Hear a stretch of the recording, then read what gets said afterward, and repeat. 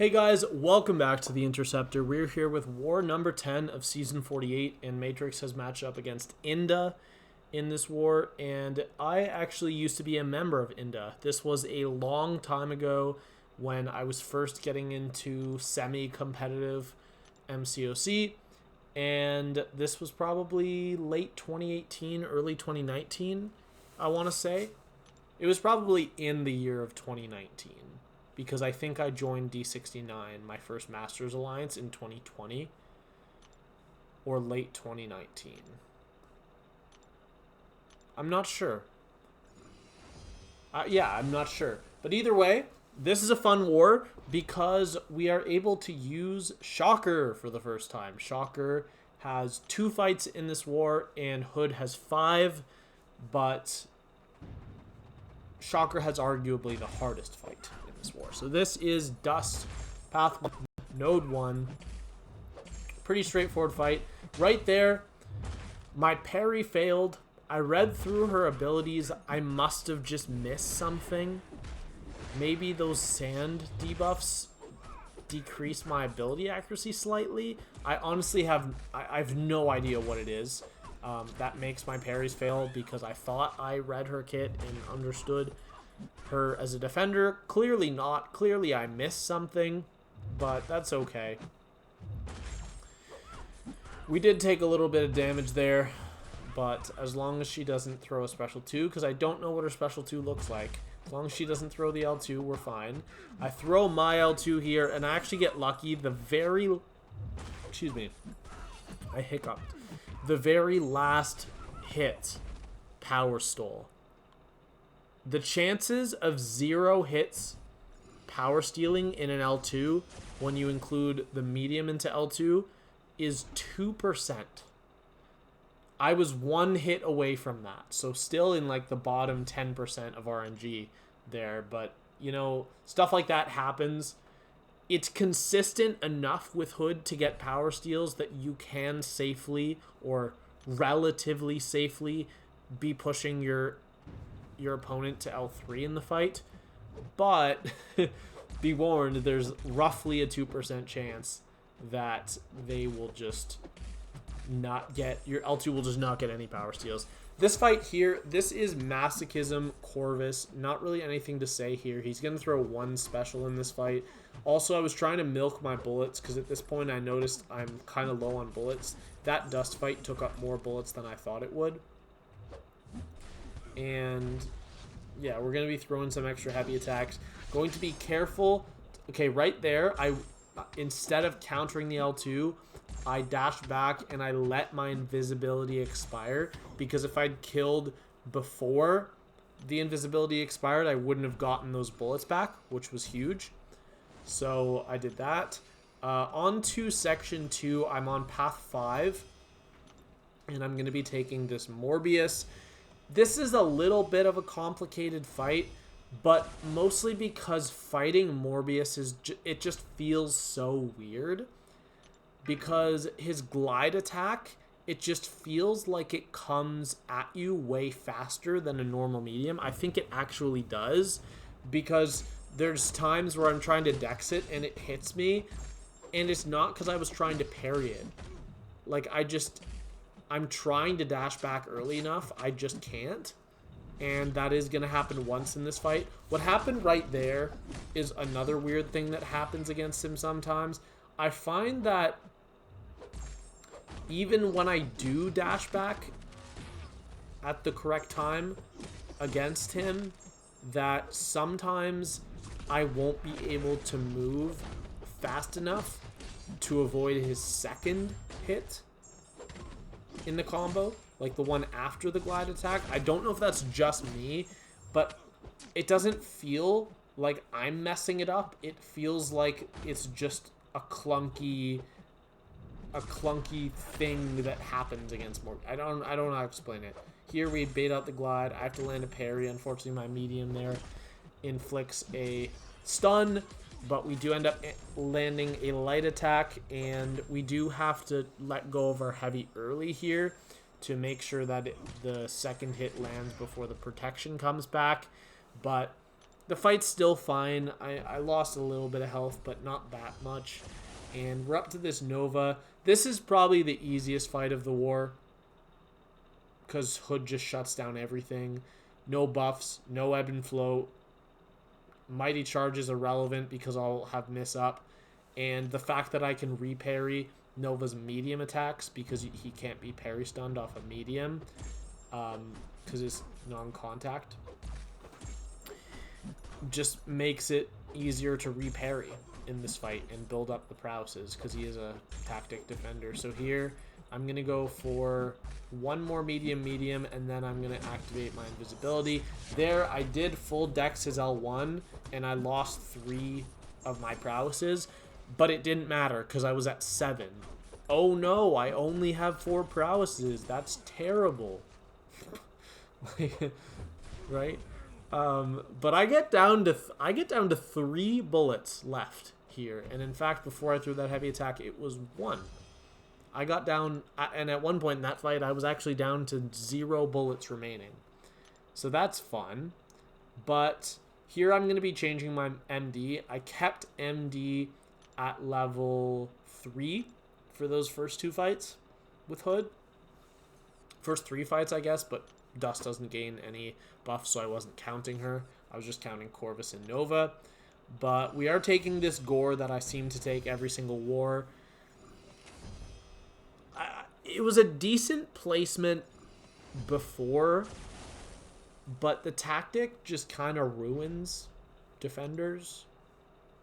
I mean, I guess there's no huge downside to it other than the fact that they're taking a little more damage from the prowesses, but they're only 1% prowesses, so they're maximum taking like 7% extra damage. So I guess it's not that bad, but maybe it's also that I've just been able to practice and I know the fight decently well now. You do have to start off with a heavy attack, medium, light, dash back, medium, light, medium into SP2 will consistently get you to that special. I throw it extra heavy here. I did throw out that light attack trying to get Gorr to block, but he's not going to be nice for me. There, now he's going to block. And I am going to parry because the reflection damage doesn't really do anything because the protection's up. And we are throwing L2s here. Go for another heavy attack. And right here, I'm going to let my invisibility fall off. And I get a whole bunch of bullets back. I think I got like 8 bullets back. There, I probably should have charged a heavy, and then I wouldn't have had to throw this L2. But it's fine. We wasted a few bullets, but we're still going into this next fight with 20 bullets left on Hood, which is not bad at all. So we'll go into this next fight. This Super Scroll right here, I definitely could have taken with Hood. It would have been very easy. That's one of Hood's better matchups. But the guy that I don't know which champion we did send, but whoever it was, they did end up soloing the fight, so I guess it doesn't really matter. But this is the same Adam Warlock that I've taken once already this season on this node. I don't think it's a particularly good node for Adam Warlock when you don't ban Hood. Maybe if you're banning Hood, it's an okay placement, but then someone like Sorcerer could do this really well. I switched my Mystic Dispersion back to 3. I do love that change where you can just switch it instantly. Right now, I'm using all 3 of my presets for Hood masteries. I have one with MD0, one with MD3, and one with MD5, which are the 3 different levels that I use for fights depending on who the defender is, what the nodes are, and what my team is. But this is a really easy fight. The last time I took this, I didn't even let Adam Warlock throw a single special attack the entire fight. And we're just going to do that again. We're just going to power control him. And he's going to get 0 specials this whole fight. Throw another L2. Get back to an L2. I'm going to throw an L2. And yeah, he did. I do accidentally land a parry here, unfortunately. And when you land well-timed blocks with Hood while invisibility's up, the hit doesn't miss, unfortunately. So I accidentally landed a parry, and therefore the hit didn't miss. Whatever. we end up getting the heavy attack off. He goes down very easily, so I'm still very happy with the fight. This fight was initially a little scary when I looked at it, but then I kind of thought over how I should go about doing this fight, and it made a lot more sense to me. This is Onslaught on Combat Deja Vu Prowess, so you need to be alternating your hits so he doesn't give you Prowess. So, unfortunately, I'm not able to have a White Mags applied here. I was assigned a White Mags, but I decided not to wait and to go without it because Hood is neither metal nor a hero, so he doesn't benefit from the passive stun, so there's really no reason to do it. That right there is the only time I don't get the full dex on the L1. I accidentally blocked one hit at the start. And then right here, I didn't notice the crush was back and he hit into my block while I was trying to bait a heavy. It's not really a big deal because the rest of the fight will be fine. Just dexing L1s. And I don't end up losing much more health on this. Just the little tiny bit of chip damage I get from having to bait out all these heavies. And right here, I am going to, unfortunately, make the mistake of throwing a second L1. And really, all that did was waste time because I did my duels and I calculated the numbers. And I found that I definitely don't need to throw a second L1 in this fight. And that one SP1 into SP2 is going to be easily enough to kill. Easily. So here, I'm at 95 charges, go for my L2, and at this point, he is at 55%. This defender had about 400k health. This heavy does 427,000, meaning that about 200,000 of that was overkill. It was way more than I needed. Way more than I needed. Let me go back to the frame where it hits. Boom. 427k. So I definitely did not need that second special one. And I knew I didn't need the second special one. But for some reason, when you're in the moment in the fight, you start thinking, what if I mess something up in the calculations and I leave him at 1% health and he throws an L2 while he happens to have a crushed passive. And I get melted by the L2, right? Like, that's the kind of things that go on in your brain that make you doubt yourself, that make you doubt your preparation mid-fight. And here, it's clearly overkill. That was clearly not necessary, but in the moment, the what if just got to me. And I threw another L1. I knew I'm very consistent at dexing his L1 fully, so I wasn't worried about a longer fight adding risk to the fight, but it definitely could have been faster. I probably could have made that about 30 seconds faster had I done it properly, or stuck to my plan, rather. But unfortunately, we did end up losing this war with a score of 10-11, which sucks because this is our second best war of the season. And going into this war, INDA had not had a war this good. I think someone in our alliance sent all the wars, like the scores from all the wars they've had this season when we matched them. And I think their lowest deaths was something like 14. So they just happened to get their best war of the season by a lot, by 4 deaths.